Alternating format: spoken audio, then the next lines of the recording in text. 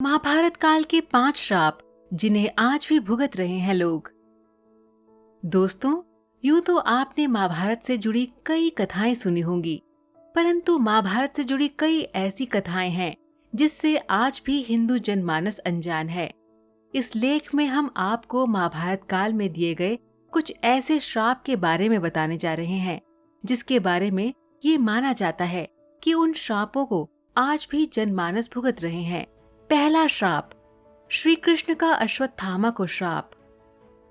महाभारत युद्ध के अंतिम दिन जब अश्वत्थामा ने धोखे से पांडव पुत्रों का वध कर दिया था और इस बात का पता जब पांडवों को चला, तो तब पांडव भगवान श्री कृष्ण के साथ अश्वत्थामा का पीछा करते हुए महर्षि वेदव्यास के आश्रम पहुंचे। पांडवों को अपने सामने देख अश्वत्थामा ने अर्जुन पर ब्रह्मास्त्र से वार किया। ये देख श्री कृष्ण ने अर्जुन को ब्रह्मास्त्र चलाने को कहा, जिसके बाद अर्जुन ने भी अश्वत्थामा पर ब्रह्मास्त्र छोड़ दिया। परंतु महर्षि व्यास ने बीच में ही दोनों अस्त्रों को टकराने से रोक लिया और अश्वत्थामा एवं अर्जुन से कहा, क्या तुम लोग ये नहीं जानते कि ब्रह्मास्त्र के आपस में टकराने से समस्त सृष्टि का नाश हो जाएगा? इसलिए तुम दोनों अपने अपने ब्रह्मास्त्र वापस ले लो। तब अर्जुन ने अपना ब्रह्मास्त्र वापस ले लिया। अश्वत्थामा ने महर्षि से कहा, महर्षि, मेरे पिताजी ने इसे वापस लेने की विद्या नहीं सिखाई है, इसलिए मैं इसे वापस नहीं ले सकता। और इसके बाद उसने ब्रह्मास्त्र की दिशा बदलकर अभिमन्यु की पत्नी उत्तरा के गर्भ की ओर कर दी।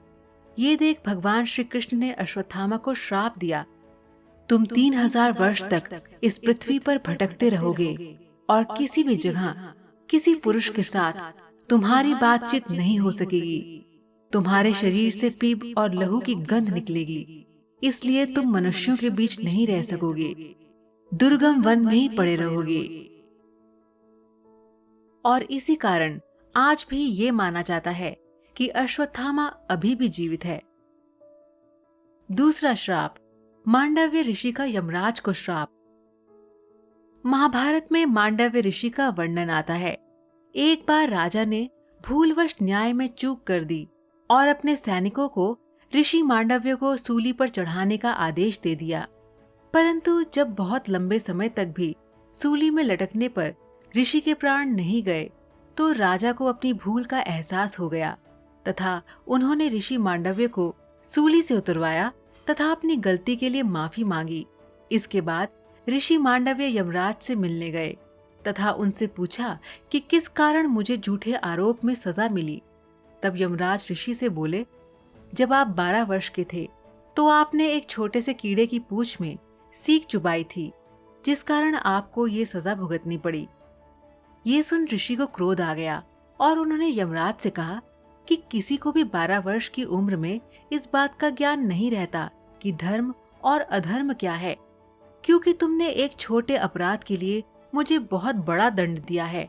अतः मैं तुम्हें श्राप देता हूँ कि तुम शूद्र योनि में दासी के पुत्र के रूप में जन्म लोगे। मांडव्य ऋषि के इस श्राप के कारण यमराज को विदुर के रूप में जन्म लेना पड़ा। तीसरा श्राप, अप्सरा उर्वशी का अर्जुन को श्राप। ये कथा उस समय की है जब 13 साल के वनवास के दौरान एक बार अर्जुन दिव्यास्त्र की खोज में स्वर्गलोक गया। वहां उर्वशी नाम की एक अप्सरा उनके रूप एवं सौंदर्य को देखकर उन पर मोहित हो गई। फिर एक दिन उर्वशी ने अर्जुन को विवाह करने को कहा। तब अर्जुन ने उससे कहा कि मैं आपको माता के समान मानता हूँ, इसलिए मैं आपसे विवाह नहीं कर सकता।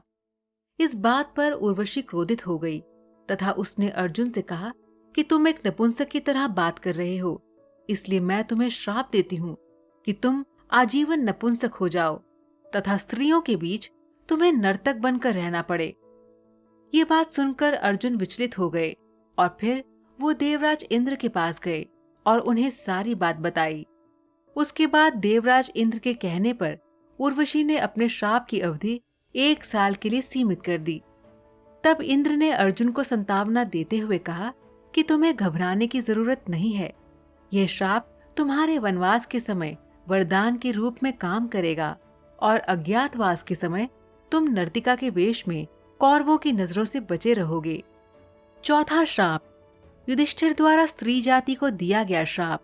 महाभारत में दिए गए श्रापों में युधिष्ठिर का स्त्री जाति को दिया गया श्राप सर्वविदित है। महाभारत में वर्णित कथा के अनुसार जब कुरुक्षेत्र में युद्ध के दौरान अर्जुन ने महारथी कर्ण का वध कर दिया था, तब पांडवों की माता कुंती उसके शव के पास बैठकर विलाप करने लगी। ये देखकर पांडवों को बड़ा ही आश्चर्य हुआ कि आखिर ऐसी क्या बात है जो हमारी माता हमारे शत्रु के शव पर अपने आंसू बहा रही है। तब ज्येष्ठ पांडव युधिष्ठिर अपनी माता कुंती के पास गए और उन्होंने देवी कुंती से पूछा, माता, क्या बात है जो आप हमारे सबसे बड़े शत्रु कर्ण के शव पर विलाप कर रही हैं? तब देवी कुंती ने बताया कि जिसे तुम अपना सबसे बड़ा शत्रु समझते रहे, वास्तव में वो तुम सभी का बड़ा भाई था। कर्ण राधेय नहीं बल्कि कौन्तेय था। अपनी माता के मुख से ऐसी बातें सुनकर पांचों पांडव दुखी हो गए। फिर कुछ क्षण रुककर युधिष्ठिर अपनी माता कुंती से बोले, हे माते, ये बात तो आप सदा से जानती रही होंगी कि अंगराज कर्ण मेरे बड़े भाई थे। तब आपने हम लोगों को ये बात बताई क्यों नहीं? इतने दिनों तक ये बात आपने हमसे क्यों छुपा कर रखी? आपके एक मौन ने हम सभी को अपने ही भाई का हत्यारा बना दिया। इसलिए मैं आज इस धर्म क्षेत्र कुरुक्षेत्र में सभी दिशाओं, आकाश और धरती को साक्षी मानकर सभी स्त्री जाति को ये श्राप देता हूँ कि आज के बाद कोई भी स्त्री अपने अंदर कोई भी रहस्य नहीं छुपा पाएगी। 5वां श्राप, शृंगी ऋषि का परीक्षित को श्राप। कथा के अनुसार 36 साल हस्तिनापुर पर राज करने के पश्चात जब पांचों पांडव द्रौपदी सहित स्वर्ग लोक की तरफ प्रस्थान करने लगे, तो उन्होंने अपना सारा राज्य अभिमन्यु के पुत्र परीक्षित के हाथों में सौंप दिया। ऐसा माना जाता है कि राजा परीक्षित के शासन काल में भी हस्तिनापुर की सारी प्रजा युधिष्ठिर के शासन काल की तरह ही सुखी थी। परंतु कहते हैं ना कि होनी को कौन टाल सकता है। एक दिन राजा परीक्षित रोज की तरह वन में आखेट खेलने को गए। तभी उन्हें वहां शमिक नाम के ऋषि दिखाई दिए। वे अपनी तपस्या में लीन थे तथा उन्होंने मौन व्रत धारण कर रखा था। परंतु ये बात राजा परीक्षित को मालूम नहीं थी। इसलिए राजा परीक्षित ने कई बार ऋषि शमिक को आवाज लगाई, लेकिन उन्होंने अपना मौन धारण रखा। ये देखकर राजा परीक्षित को क्रोध आ गया और उन्होंने क्रोध में आकर ऋषि के गले में एक मरा हुआ सांप डाल दिया। उधर जब ये बात ऋषि शमिक के पुत्र श्रृंगी को पता चली, तो उन्होंने राजा परीक्षित को श्राप दिया कि आज से 7 दिन बाद राजा परीक्षित की मृत्यु तक्षक नाग के डसने से हो जाएगी। और अंत में ऋषि श्रृंगी के श्राप के कारण राजा परीक्षित की मृत्यु तक्षक नाग के डसने के कारण ही हुई। और ऐसा माना जाता है कि उसी के बाद कलयुग की शुरुआत हुई, क्योंकि राजा परीक्षित के जीवित रहते कलयुग में इतना साहस नहीं था कि वह इंसानों पर हावी हो सके। और आज हम सभी इस कलयुग को उसी श्राप के कारण भोग रहे हैं।